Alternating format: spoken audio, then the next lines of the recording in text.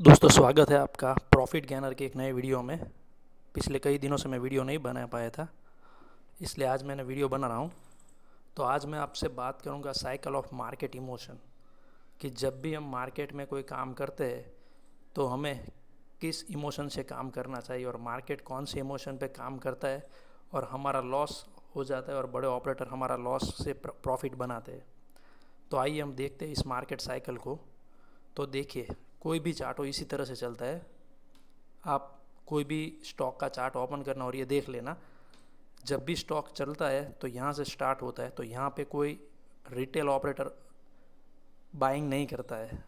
जी, जब भी ये स्टॉक चढ़ना शुरू हो जाता है, तब चढ़ने के बाद कोई न्यूज़ आती है, तब न्यूज़ देखने के बाद वो स्टॉक खरीदता है और वो उसकी खरीदी हमेशा हाई पे होती है।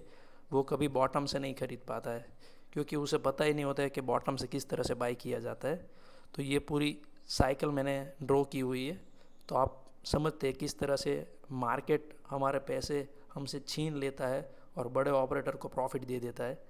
तो देखो, ये जब भी स्टार्ट होता है चार्ट नीचे से चलना, तो यहाँ पे ऑप्टिमाइज लिखा है, तो इसका मतलब एक आशा जन्म लेती है कि इस स्टॉक में कुछ होगा तो हम इसमें बाई करेंगे, ऐसा रिटेल ऑपरेटर सोचते हैं। उसके बाद थोड़ा और ऊपर चढ़ेगा, फिर आता है एक्साइटमेंट, मतलब उत्साह बढ़ जाता है कि मुझे इस स्टॉक को बाई करना चाहिए, इस तरह का। और न्यूज़ में और यूट्यूब में भी ये सब स्टॉक के बारे में लोग डिटेल में बताने लगते हैं।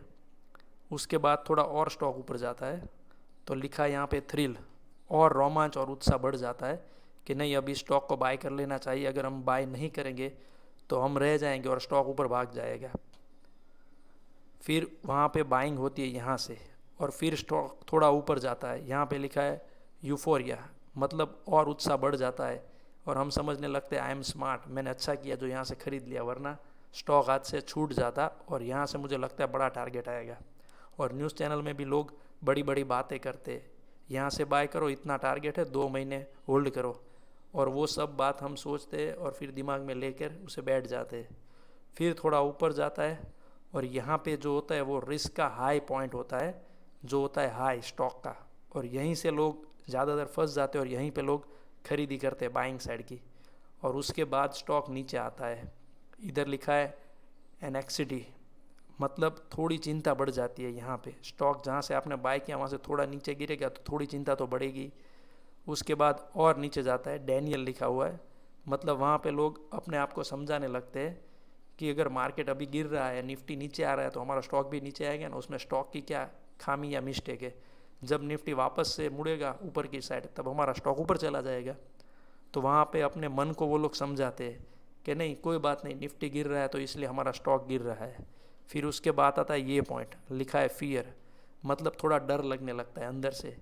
मैंने जहाँ से बाय किया वहाँ से ये 10% 20% गिर चुका है, अब मैं क्या करूँ, और डर बढ़ने लगता है, और डर बढ़ने लगता है।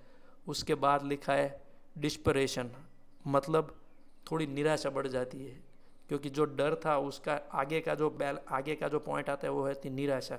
अरे ये मैंने क्या कर दिया, मुझे ये नहीं लेना चाहिए था, या मुझे स्टॉप लॉस से एग्जिट कर देना चाहिए था।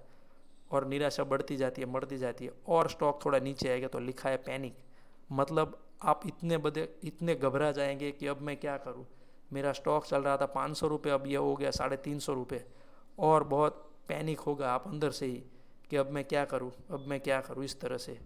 और उसके बाद आता है ये कैपिट्यूशन, मतलब आप समझाते हैं अगर कोई बात नहीं, चलो आगे जो होगा वो देखा जाएंगे, आप हम लंबी अवधि के लिए रख लेते हैं, चलो, इस तरह से अपने आप को समझाते हैं। उसके बाद स्टॉक और नीचे जाता है, डिस्पॉन्डेंसी, मतलब निराशा और बढ़ जाती है, जहाँ से हमने लिया है वही हाई बना है और अभी लो ही पे चल रहा है, मतलब जहाँ से आपने लिया था वहाँ से कम वो हाई था और अभी लो पॉइंट हो गया, मतलब वहाँ से 30-40% गिर गया है। इसी तरह से स्टॉक मार्केट दोस्तों चल रहा है, आप कभी भी देख लेना, और आप हमेशा टॉप पर से ही खरीदी करते हैं और वहाँ पे फंस जाते हैं। फिर डिप्रेशन बढ़ जाता है, और कई लोग होते वो यहीं से निकल जाते हैं, जो लिखा है पैनिक, यहीं से लोग निकल जाते हैं लॉस बुक करके। और उसके बाद फिर से स्टॉक जैसे ही आप निकलोगे, फिर से अपनी नई पारी शुरू करेगा और ऊपर चढ़ना चालू। फिर यहाँ से जो लोग खड़े रहोगे वो बच जाएंगे, और उसको और आशा, होप लिखा है, मतलब उसको आशावाद होगे कि अब मेरा स्टॉक ऊपर चढ़ जाएगा। फिर थोड़ा ऊपर चढ़ेगा, लिखा है रिलीफ, मतलब उसे थोड़ी राहत हो जाएगी कि नहीं अब चढ़ना चालू हो जाएगा है, मतलब कि हमारा टारगेट नहीं आएगा तो कोई बात नहीं, हम कॉस्ट टू कॉस्ट छूट जाएंगे और फिर से ऑप्टिमाइज, मतलब और आशा बनेगी कि ये नहीं, ये स्टॉक हमें छुड़वा देगा।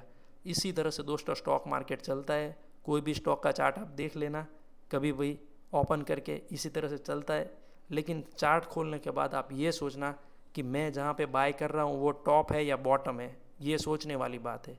अगर आपको टॉप और बॉटम का पता चल जाए तो आप कभी भी महंगी खरीदी नहीं करोगे, सस्ती खरीदी करोगे। तो यही है, महंगी और सस्ती खरीदी किस तरह से की जाती है वो हम सिखाते हैं। अगर आप हमसे सीखना चाहते हैं तो हमारा कांटेक्ट कीजिए। हम हमेशा टॉप बॉटम ही सिखाते हैं, टॉप से किस तरह से सेल किया जाए और बॉटम से किस तरह से बाय किया जाए।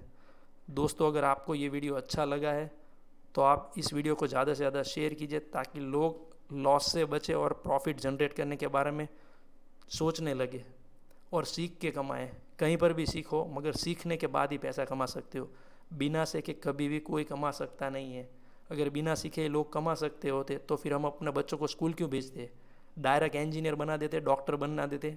कभी ऐसा होता है कि बिना स्कूल में पढ़े डॉक्टर इंजीनियर बन गए?